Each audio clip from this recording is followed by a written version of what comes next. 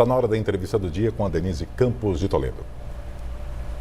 E eu converso agora com o embaixador, escritor, ex-ministro da Fazenda e do Meio Ambiente e ex-secretário-geral da UNCTAD, a Conferência das Nações Unidas sobre Comércio e Desenvolvimento, Rubens Recupero. Vamos falar sobre a situação no Brasil em meio aos desafios globais. Rubens Recupero, boa noite, obrigada pela participação. Boa noite, é um grande prazer estar aqui com você, viu? Bem, embaixador, nós estamos vendo um mundo no momento aí de adversidades, de preocupações, a posição de Trump em relação ao comércio internacional, avanço da extrema-direita, o mundo lutando contra a inflação, com juros elevados, preocupações com relação ao andamento das várias economias. Qual a avaliação que o senhor faz desse cenário hoje e principalmente com as iniciativas de Trump? Nós estamos vivendo, como você disse, um momento terrível, né? Com a guerra na Ucrânia, na faixa de Gaza, em outros lugares, portanto, o retorno dos conflitos geopolíticos e agora, para agravar ainda mais, na presidência do país mais poderoso do mundo, uma personalidade totalmente imprevisível, né? Que combina um poder enorme, uma autoconfiança gigantesca, com muita ignorância, né? Com ideias estranhas. Você sabe que há poucos dias atrás ele chegou a dizer que a Espanha fazia parte dos BRICS, né? Ele não tem ideia, né, de muita coisa que está acontecendo no mundo, no entanto, ele se propõe a mudar tudo, né? Ele vê o seu papel como um papel disruptivo, né? Isto é, ao mesmo tempo de destruição e de construção de alguma coisa nova, né? Ele promete uma nova idade de ouro, né?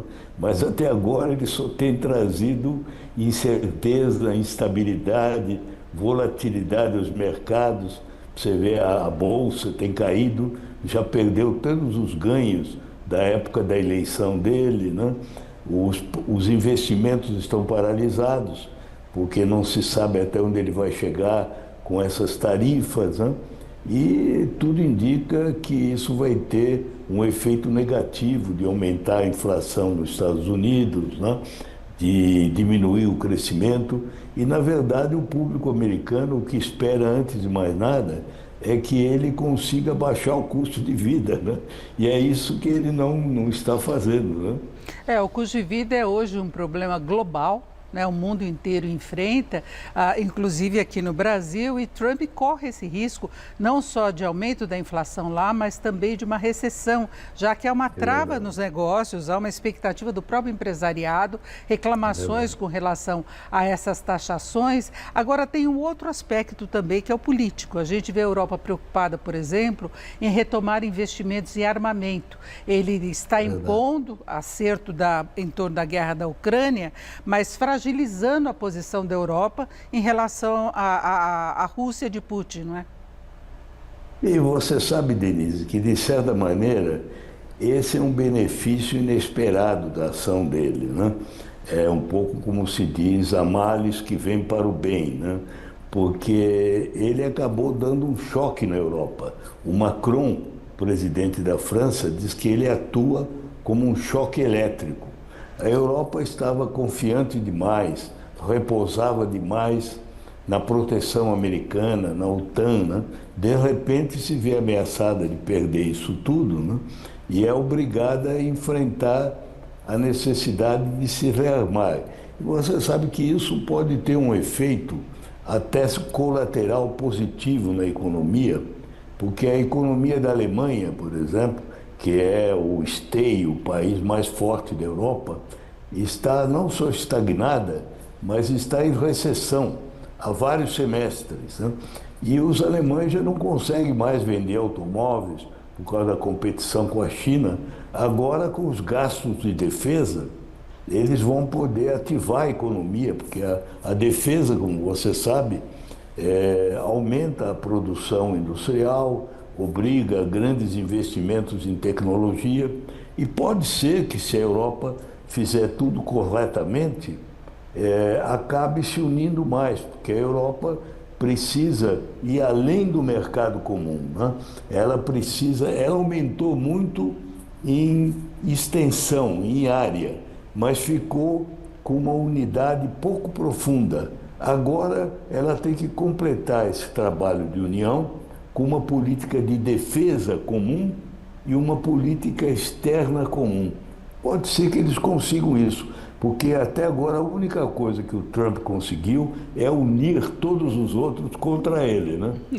Exatamente, inclusive uma proximidade maior da Europa com o Reino Unido, mesmo pós-Brexit, mas por uma preocupação regional. Então isso pode acontecer. Agora tem uma outra questão, que é a questão climática. Trump é negacionista, ele não concorda com o avanço dos eventos climáticos, não vai colaborar com a COP, ele não quer participar da ajuda a países mais pobres, que são mais vulneráveis a essa situação toda. E a gente sabe que fatores climáticos têm implicações em alimentação, sobre a pobreza, sobre uma série de fatores. Como é que o senhor vê, nesse caso, o impacto dele? Olha, é um retrocesso, não há como negar, né? Como o próprio André Correia do Lago, presidente da COP, declarou, ninguém vai querer evitar de dizer que a retirada dos Estados Unidos do Acordo de Paris é um golpe sério para a COP, né? Não significa que ela não possa fazer outras coisas, mas enfraquece, porque é o país mais poderoso do sistema internacional.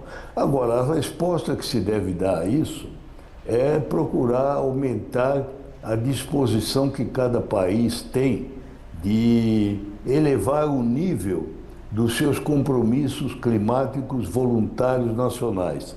Você sabe que todo país tem uma meta de reduzir o uso de combustíveis fósseis e de aumentar o uso de fontes limpas de energia, e no caso brasileiro, de combater a destruição da floresta ou desmatamento.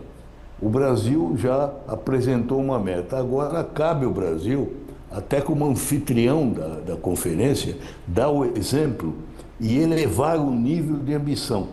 E se todo mundo fizer isso, sobretudo os europeus, o Japão, outros países importantes, eu não digo que isso compense, mas vai reduzir o impacto negativo da retirada americana do Acordo de Paris. Agora, embaixador, como é que o senhor vê a posição do Brasil frente a esse novo contexto? Do ponto de vista diplomático, qual deve ser a posição do Brasil, já que pode ser atingido com a taxação do aço, do alumínio, a reciprocidade?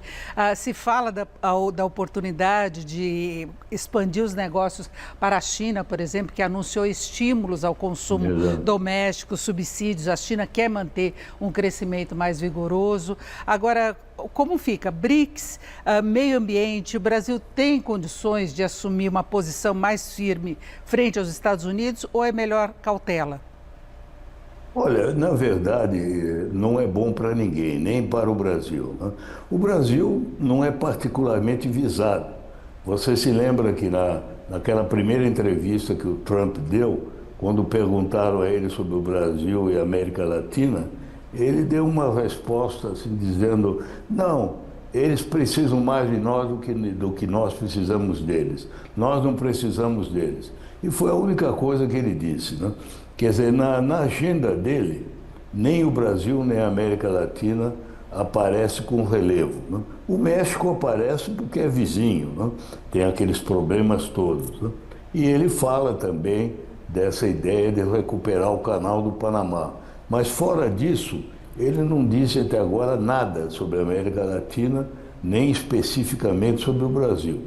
Sobre a questão do comércio que você mencionou, aço e alumínio, o Brasil já foi atingido, mas foi atingido junto com todo mundo, né? Com os europeus, com o Canadá. O Brasil foi muito atingido no caso do aço, porque nós somos os segundos maiores fornecedores, além do Canadá, logo depois do Canadá. E quanto a isso, não há muita a resposta que o Brasil possa dar, porque você falou em China, é verdade. O Brasil tem na China e na Ásia, hoje em dia, o seu mercado mais importante, né? Você sabe que a China representa 28% do mercado brasileiro, né? Os Estados Unidos é apenas 12%, 13%. Né? Agora, o que o Brasil vende para a China é diferente do que vende para os Estados Unidos. O Brasil não pode vender aço para a China, porque a China sozinha produz mais aço do que todo o resto do mundo juntos. E um dos problemas do mercado do aço é que a China está entrando em toda parte, inclusive no Brasil, né? Você sabe que os produtores de aço aqui estão se queixando, porque na medida em que eles sofrem a falta de acesso ao mercado americano, eles desviam as vendas para outros lugares. Agora, nós podemos compensar isso até um certo ponto, vendendo outras coisas, né? Quer dizer, o Brasil vai sair prejudicado, mas não é tão grave como é para o México ou para o Canadá, né? Agora, não há como dourar a pílula, né? Bom não é, né? Não há como negar esse fato, né? E com certeza Trump trouxe mais instabilidade para o mundo que já estava muito instável, não é? Já. A única esperança que a gente tem, né, Denise, é à medida que a realidade mostre que a política dele não está dando certo, né, que haja problemas dentro dos Estados Unidos, e já começou, né, já há muita reação, né, a esses cortes que ele tem feito. Os políticos republicanos estão enfrentando muita resistência. À medida que isso acontece, pode ser que ele modere um pouco, né? E depois, você sabe, daqui um ano, o ano que vem, tem as eleições para o Congresso americano. É a renovação inteira da Câmara E a e um resposta? terço do Senado. Se ele perder a maioria nesses dois órgãos do poder, a situação para ele fica muito mais crítica, né? Portanto, Perfeito. vai haver obstáculos concretos, né? Como sempre há, né? Porque o homem dispõe, o homem põe, Deus dispõe, né? Há dificuldades, né? Eu agradeço muito a participação do embaixador Rubens Recupero. Mais uma vez, obrigada e uma boa noite. Muito obrigado e boa noite. Com vocês.